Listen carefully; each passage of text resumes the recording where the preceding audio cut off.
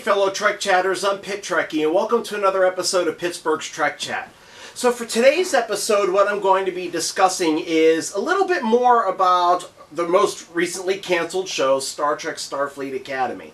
Now, if you watched my episode from two episodes ago, I talked about my thoughts about Starfleet Academy, the fact that I thought it was okay. I mean, there were episodes that I liked, there were things that I liked about the characters, to some degree, but that I really feel that the show kind of went off the rails with some of its writing.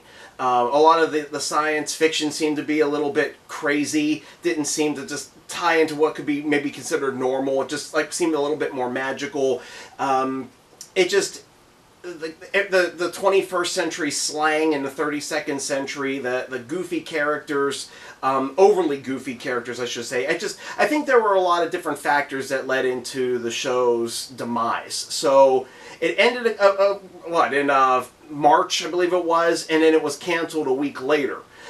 Right now we know that season 2 has been filmed. We just don't know when it's actually going to be coming out or how it's going to be coming out. There are rumors right now it could go to Netflix. It might just go out on DVD. Maybe Paramount Plus will play it again. I don't know. I don't know what the whole thing is, but we don't. So it's up in the air. So again, a lot of people either liked the show or didn't like the show. There have been a lot of fan petitions online to try to get the show saved. I don't know if that's going to work necessarily, considering that the sets have been destroyed. Some of them are going out to auction at this point. So, and then the question is right now is, with that being canceled, and we already know Strange New Worlds is going to be coming to an end after its 4th and 5th season. We have season 4 coming out in July of this year. So where does Star Trek stand at this point? There's a lot of up in the air at this point. So one thing that I want to talk a little bit about what's considered new Trek. And so that includes Discovery, Picard, Lower Decks, Prodigy, Strange New Worlds, Section 31, and Starfleet Academy. All right. One thing that I would say that new Trek has done for Star Trek fandom is it tried to include a lot of different types of people. I'm not just talking about LGBT. I'm talking about people who have disabilities. They tried to show them in a positive light. For example, in Discovery and in Strange New Worlds, you see characters that are actually in wheelchairs that are serving as officers or as cadets in Starfleet at that time. So they always tried to bring that, people with those kind of physical disabilities, into a positive mix, that they're worth something as well and can serve. So they also, in the second episode of Starfleet Academy beta test, we actually got to see sign language and people who are deaf, some deaf representation. And that was done in a very positive light. They had people, an interpreter coming in. They didn't make it look like it was weird or strange to have people coming in using sign language for the Betazoid delegation. So another area that I do believe that New Trek tried to focus in was what's called neurodivergence. And neurodivergence is pretty much a newer term that has come out. I mean, myself as a therapist, I didn't even hear the term neurodivergence until the last couple of years myself, and I've been in mental health for 22 years as a therapist. So they tried to do a type of neurodivergent character, you could easily say, in Star Trek Discovery with the character of Sylvia Tilly. She was the character that just kind of seemed socially awkward and didn't know how to communicate with people, and she had these kind of quirky behaviors, but she went from being a cadet on board Discovery all the way to becoming a full-fledged officer on the ship, with different roles and expectations that she was able to carry out. And by the time we got to Starfleet Academy, she was actually an instructor with the rank of lieutenant, teaching third-year cadets off-world. So they always showed her with her quirkiness, but they also showed that she was competent and able to function and do well as an officer. So when Starfleet Academy came out, there was talk, obviously, of a neurodivergent character. And a lot of reviewers online, whether they like the show or not, tend to point toward the character of Sam as the neurodivergent representation in Starfleet Academy. And I can see where they might have thought that a little bit, because she had a lot of quirks and seemed socially awkward. Like, for example, when she was trying to do a handshake with Genesis, and Genesis kind of had to show her how to do an actual handshake. So I can see where maybe a lot of people thought that. But then I started to think about the character in general. If you think about the character's past as it was written, she'd only been created for 4 months, and she was basically programmed as a 17-year-old humanoid organic. So for her, having that social awkwardness made sense because of the fact that she's only been in existence for 4 months. So she wouldn't really know any of that stuff unless they truly programmed it into her, which they clearly didn't. They had her learning it. The Caskians had her trying to learn that on her own as an emissary to humanity, essentially. So in watching the show, I started thinking a little bit about maybe who the actual neurodivergent character was. And it kind of looked to me as though it was this character. This character's name is Cadet Pickford. Now, I spoke about this character in 2 episodes ago as well, and I didn't do it in the most favorable light. And I don't think it wasn't because of the actress or anything like that. I think it was just the way that they wrote her. I just initially I looked at her as just being corny and ridiculous and just being there for a laugh. But then, after I filmed the video, I sat back and I said, you know what? This character has some traits of what people would consider neurodivergent, and maybe they put this character in as the neurodivergent representation, but they did it in a bad way. Instead of maybe painting this character in a good light, they painted her as a stereotype of what neurodivergent people often are seen as, and I feel that that cheapened, if I'm correct. I might be wrong in my interpretation of the character. But if I am correct in that they tried to use her as the neurodivergent character, why did they make her a joke rather than showing this character as somebody who was competent despite the wiring of the brain or things like that? So that's what this episode is about. Did Starfleet Academy actually stereotype the neurodivergent character, and does that cause any damage to the neurodivergent people out there that watch this? Now, before people go and say, well, who are you to talk about people who are neurodivergent and what they're about? I want to make it very clear that I am considered neurodivergent, all right? And I'm going to pause right there for a second, and I'm going to tell you my neurodivergent story here shortly, but I want to go over and talk to you about what the definition of neurodivergent is. So, according to Merriam-Webster's dictionary, neurodivergent means having or related to a disorder or a condition, such as autism spectrum disorder, attention deficit hyperactivity disorder, dyslexia, or obsessive compulsive disorder that impacts the way the brain processes information, exhibiting or characteristic of variations in typical neurological development. So we have what's called the neurodivergent people, where the brain is considered to be kind of wired slightly different, and it causes differences in thinking abilities. And we'll get into that a little bit more of that here in just a minute. But what would be considered a lot of times quirky by people who are what are known as neurotypical. And the people who are neurotypical basically are just thought of as people who just function what is considered normally by society. Okay, so now I just gave a couple brief examples of what neurodivergent means and what kind of disorders may be considered neurodivergent. Here's a little bit of a bigger list that I want to show you right now, and I'm going to read all of them, starting with autism.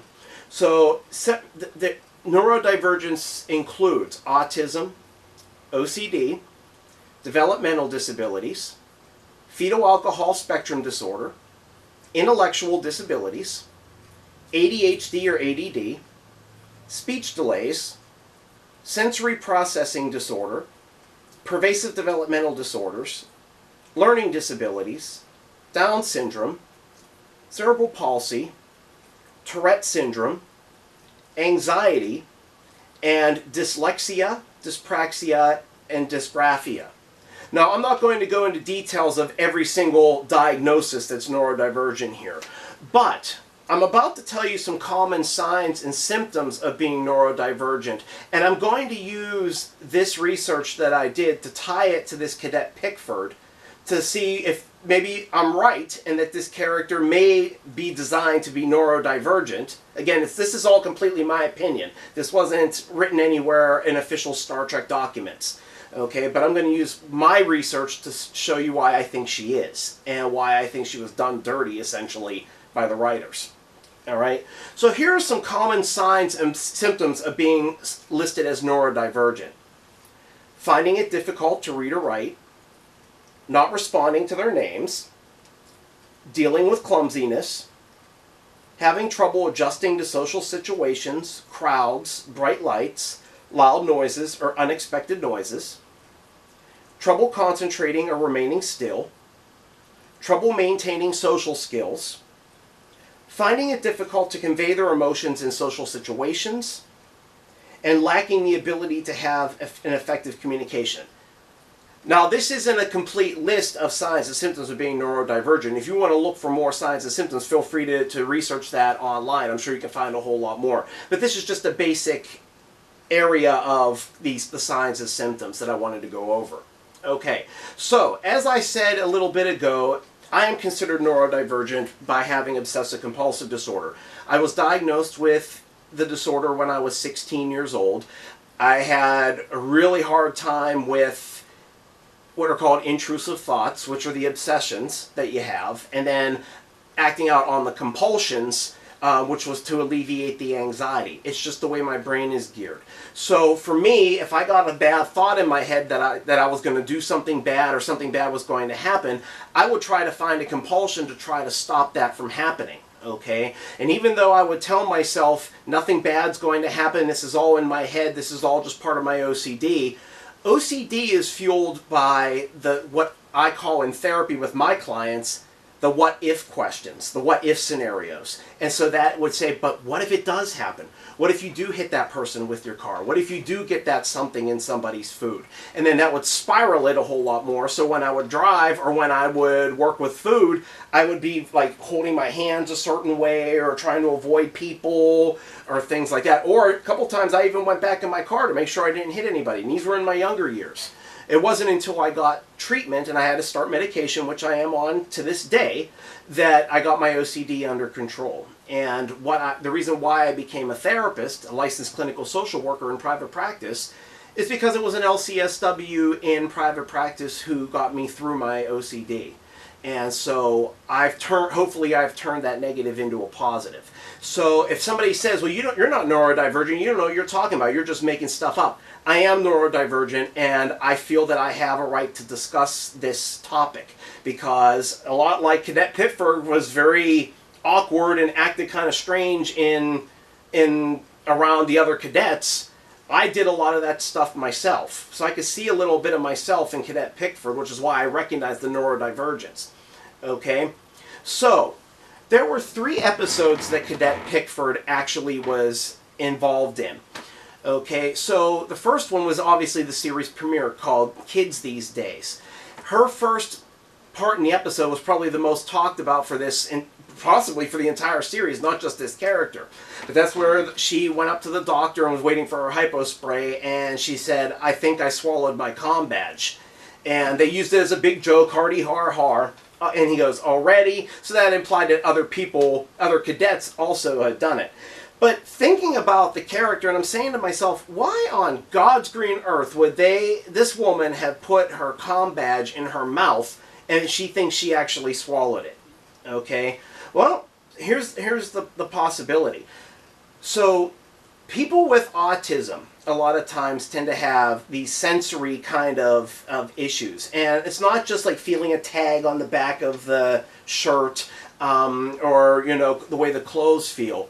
Okay, sometimes people have this need with autism or even with ADHD or anxiety, a lot of times have an urge to chew things. Okay, so I've seen clients that I've worked with, and most of my experience has been with children and adolescents over the last 22 years. I've seen people chewing on their shirts. I've seen them putting things in their mouths to chew on, things like that.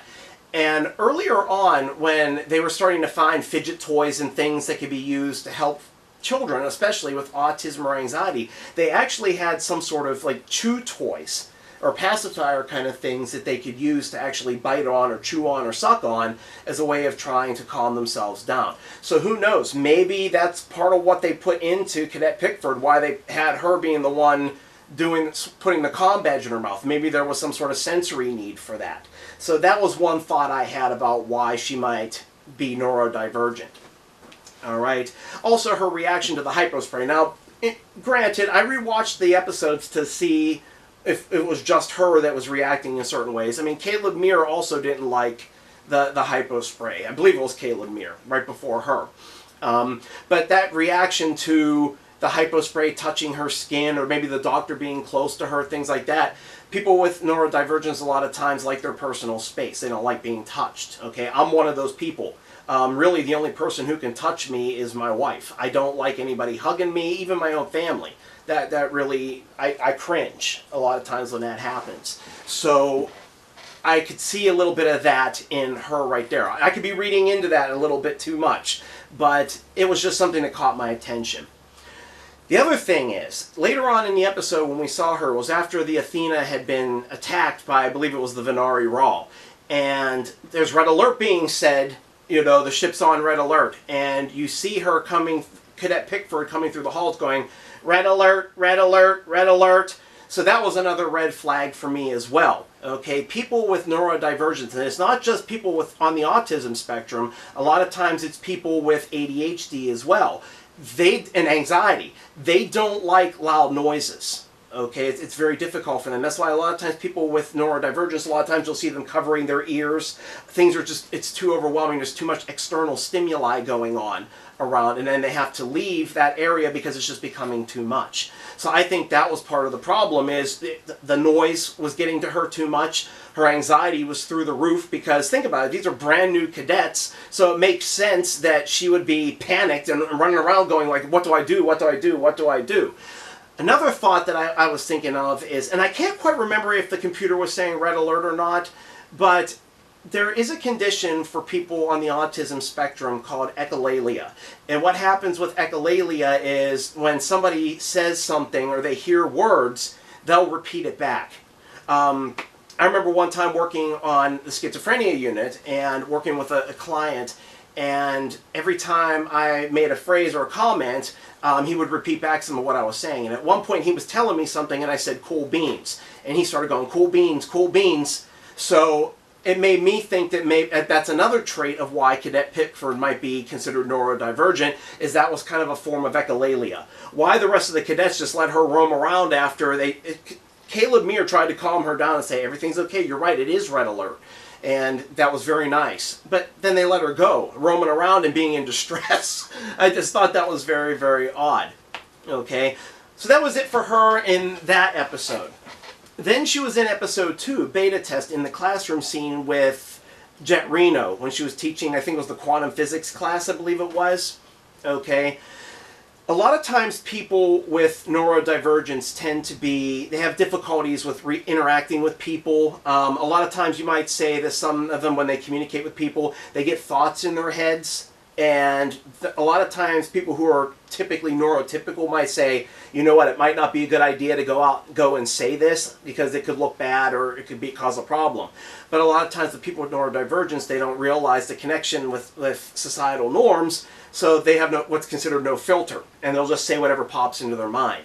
And so Sam was kind of being all chipper and everything and answering a question of Reno's, and Pickford looks at her almost angrily and says, absorbing the energy like a sponge. Okay, she just seemed angry that she was, basically it sounded like to me like she was trying to call her a suck-up. And instead of just keeping that to herself, she just absolutely had to say that, absolutely had to get it out. No filter with that particular thought. All right. Also, if you noticed, she was put on the spot by Reno at one point because Reno actually, when she was talking to Mir, because he was being a bit of a smart ass trying to answer her questions, and she tried to get Mir to say, what's the name of this cadet? And it happened to be Pickford. And you can just see it in her face that she just looked very, very nervous, very, very panicked, just the thought that she was being called out in that moment. And it's understandable. I personally don't like being called out by people, and I've seen a lot of people that I work with who are considered neurodivergent the same way. But you don't even have to be neurodivergent to just not want to be the center of attention. You know, it could be with anybody. But that seems to be an issue a lot with people who are considered neurodivergent. Okay. Then we didn't see her again until episode 6. Come Let's Away. So this was the episode where there was the team, they went on the Miyazaki, whatever it was called, and it was part of a war game, and they ended up getting attacked by this race called the Furies. And there was a division of 2 teams. There was blue team that actually went over to the ship, and they were to rewire it and get it going again. And then there was red team, which was a group of cadets that actually stayed on board the bridge of the Athena and coordinated with them about the war game situation. Well, I was actually very impressed because that showed to me that Cadet Pickford must have some sort of ability to stay calm, collected. She's very intelligent if they included her in that particular group. There were only about 4 cadets in that, and she was one of them. And when she's walking under the bridge, she actually looks pretty confident. Instead of the appearance that she had in the other episodes where her hair's hanging down and she's looking panic-stricken, she had her hair up in a nice bun, she looked confident. You know, one thing I've learned also about people with neurodivergence, and it's through studies it seems to be becoming more prevalent in understanding it, but a lot of people with neurodivergence tend to have higher IQs. They tend to be very, very smart, very, very intelligent. And I've seen that with the kids and adults I've worked with autism, ADHD, any other form of neurodivergence. I've seen a lot of that over the years. So it's not a stereotype, it actually seems to be becoming a more researched fact of that point. So obviously she's got a lot of strong strength and intelligence that she was able to be a part of this team. Okay? Now, the only thing that happened is once that Commander Tomov, I believe he was, who sacrificed himself for the blue team to the Furies, and they, I guess, jettisoned his body or whatever from the Miyazaki, Pickford started to become very, very anxious to the point where she was nearly having a panic attack. And the crew actually was able to recognize that. And they got her off the bridge very quickly. Not to be mean or not because she was incapable, but they probably knew by that point that she had some sort of issue that needed to be addressed and they needed to get her off the bridge to decompress her. Okay? And we just read, when I talked about signs and symptoms of neurodivergence is high levels of anxiety. Okay? So that panic attack made a lot more sense if she happened to be a neurodivergent character. Okay, but again, in watching these 3 episodes, besides her being a part of the red team in Come Let's Away, the rest of the time she was played as some sort of goofball, you know, and I don't really understand why they felt the need to make this character, who clearly has neurodivergent traits. I just talked about a lot of the symptoms that she shows from the list that I told you. Okay, they made her out to be more of a joke. And I couldn't understand why, because if you have disabled characters on the bridge or in serving or other neurodivergent, why would you make her the butt of the jokes, essentially? So I tried to figure out, okay, so they wanted to bring a neurodivergent character in, and they probably wanted it to be representation. Okay? In doing research of why they may want to put a neurodivergent character in who's that young, I looked back at some statistics on neurodivergence. So there has been a significant increase in people who identify as neurodivergent. According to YouGov.com, in a report that they put out on November 14th, 2024, currently 19% of all U.S. citizens identify themselves as some sort of neurodivergent. Now, that number actually significantly goes up if you narrow down the parameters of the research. Okay, who was this show designed for? Starfleet Academy was designed for a demographic of the ages of 18 to 24. That's what's been said all over the internet. So, I don't think that's anything that makes logical sense. A lot of the older Star Trek fandom is aging, and they're going to need new Star Trek fans to come in. Okay, so trying to get a show that appeals to 18 to 24-year-olds, that made sense, as that's what they were trying to do with Starfleet Academy. Okay, So what generation it fits into the 18 to 24 category? Well, that's Generation Z, okay?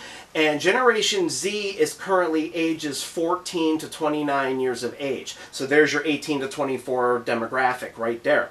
How much of Gen Z actually identifies as neurodivergent? So in an article from Forbes from September 24th of 2025, approximately 53% of Gen Z identifies as some form of neurodivergent. So it makes sense that they try to have a neurodivergent character. But what I don't understand is why they felt the need to focus on this character. And if I'm correct, again, this is just my opinion, if they made this as the neurodivergent character, why did they reduce her to neurodivergent stereotypes? If you look back to Discovery, Tilly, yes, she had some of what would be considered neurodivergent traits, but they watched her grow from this kind of quirky character, but they still gave her goals and ambition, and they showed her work hard to get to the point where she was at. They just made this character be like the goofball in 3 episodes, you know. And I am going to be fair here. We don't know what's coming in Season 2. Maybe she has a bigger role in Season 2. Okay, and she might actually start to grow into it. And now that the show's been canceled, maybe there were plans for this character over the years, even though she wasn't a series regular, she was a recurring character, to watch her kind of grow, kind of like Barkley did in Next Generation and Voyager, and Tilly in Discovery. So who knows? So maybe we won't get that. Maybe that was the design for her, is that we would see her grow into this competent person who was able to kind of work through whatever issue she was having and be a good, strong, competent Starfleet officer, but that she was just kind of being awkward. Or maybe they just simply designed this character as just to be the kind of 17, 18-year-old that's kind of awkward going into a college level thing. My freshman year of college was terrible. I had a really hard time adjusting from high school to living in the dorm for a year and being around strangers and being gone from home all the time. I was tearful, I was mopey, I was sad all the time, anxious all the time. So I get that, you know. And then by the time I got used to college and I started my second year and became the social work major, things changed significantly. Maybe that's what was the plan for Cadet Pickford all along as well. But I really think they did the neurodivergent community, group of people who might have wanted to see themselves and say, you know what, I really want to see somebody with me with neurodivergent chemistry to be a positive representation of myself. And I don't think they did that with Cadet Pickford up to this point. Okay, again, we might see some of that change in Season 2. Who knows? But if the writers actually did that and just thought, oh, we're going to get the quirky neurodivergent character in there that everybody's going to see themselves in who's neurodivergent, and they'll laugh and chuckle and stuff like that. Okay, fine. You might have done that. A lot of people might do that. I see a lot of people online that talk about being neurodivergent or often talk about it a lot and say, oh, my neurodivergent self, this, and this. Okay, so maybe they might have thought it was funny, silly, you know, but for Star Trek, I think Star Trek could have done better. If you're going to bring a neurodivergent character in, especially a young one that a lot of people in Gen Z could relate to, show that character being able to build and be strong. That's what I think was lost in this situation, and I think it's a damn shame. And again, to me, it goes back to the episode I did 2 episodes ago where I thought that was bad writing, and that caused the downfall of the show. That was just a piece of it, in my opinion. So what are your thoughts about what I talked about in this episode with Cadet Pickford possibly being the neurodivergent character based off the evidence that I gave? And do you think that she was handled a proper way? Do you think that she would have grown if the show would have been given a little bit more time? Do you think she might grow in Season 2? Or do you think that she was just the comedy relief and they just made the neurodivergent character seem quirky and they fed into the stereotypes of it? I'd really love to know what your thoughts are, because I really debated on whether or not to do this video. It's just I felt that it was something that needed to be said from a neurodivergent point of view from myself. Okay, please feel free to comment down below. I would love to hear what you have to say about this topic.